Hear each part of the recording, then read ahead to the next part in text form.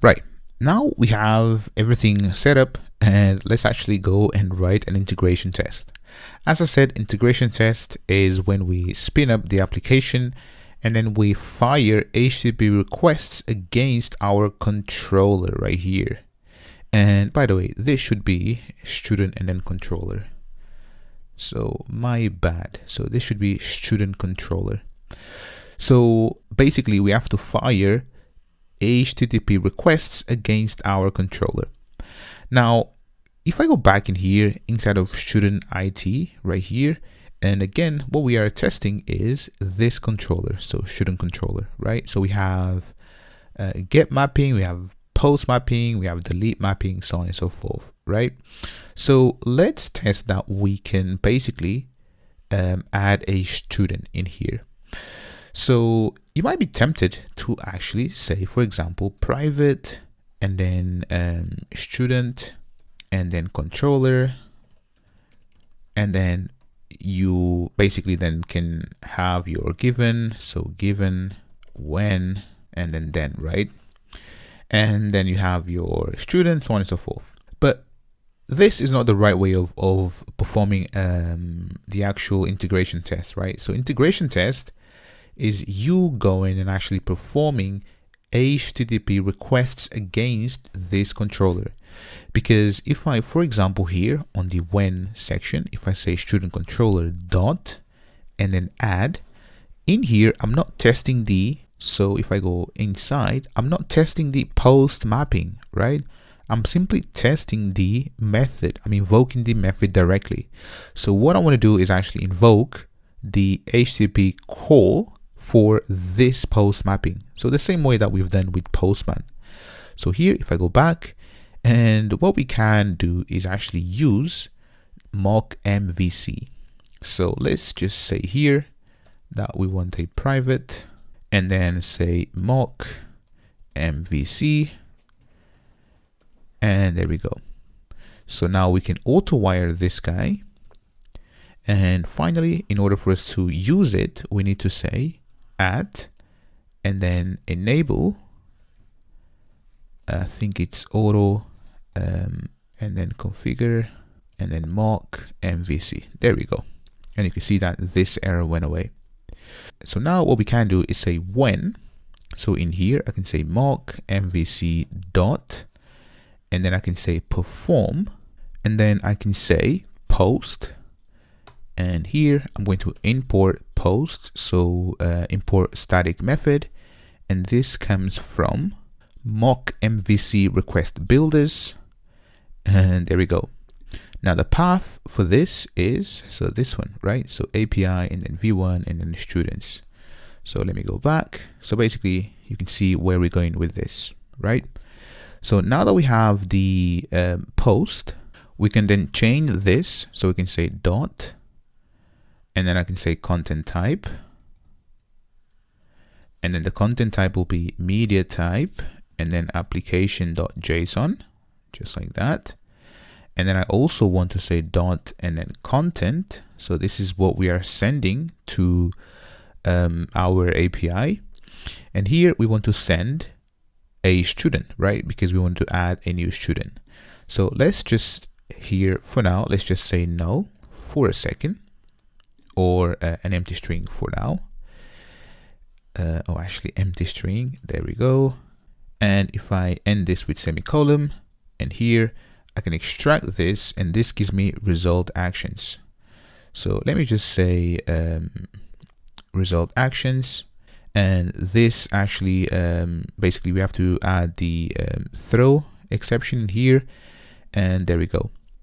So the reason why I'm extracting this to a variable is that because now I can say result, so results action dot and then and then expect, and then I can say status, and if I import status as well from mock MVC result matches dot and then is okay. There we go, right? So you can do it that way, or if you prefer, you can basically take this, or actually all of this, because this is using the builder pattern, and you can add it like that. And then you can get rid of this, right? But I actually prefer like this, because then I have given, when, and then. And to be honest, this is it. And one thing that we are missing, and if I put this just like this, right? So you can see everything. Now you saw that this is actually the setup, and the content is the actual student that we want to send. So the student, we have to send it as a string. So let's have a student. So in fact, let's just steal some code. So if I go back in here, let's open up the student repository, and in here we have Jamila. There we go, Jamila right here.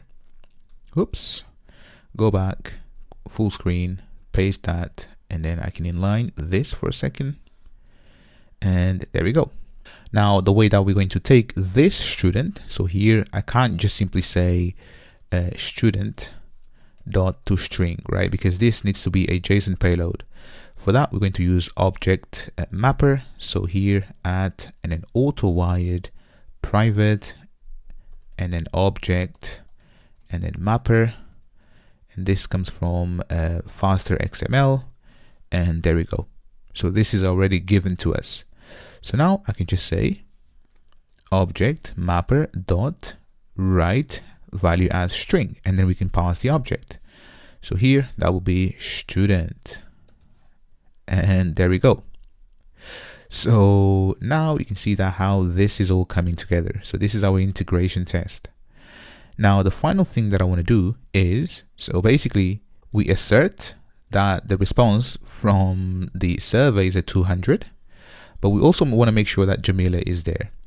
So in here, I know that this will fail. So what I want to do is generate a random string for the email, because Jamila is already, basically this email is already taken in my database. And if you run multiple integration tests against your Postgres instance, then they will fail, right? So the email has to be randomly generated. So we're going to fix this in a second. So for now, let's just say lol, for example, right? So I'm going to show you a way of you tackling this. Now, the final thing that we're going to do is I can use, so in here, I can use at, and then auto wire, and then private, and then here I can use the repository. So student, and then repository.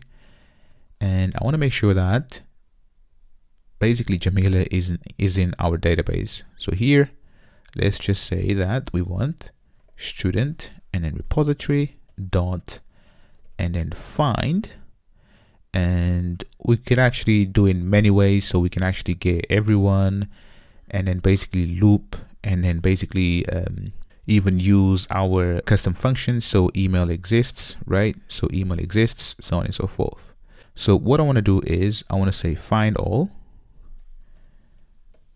and then students, and then here I want to say assert, and then that.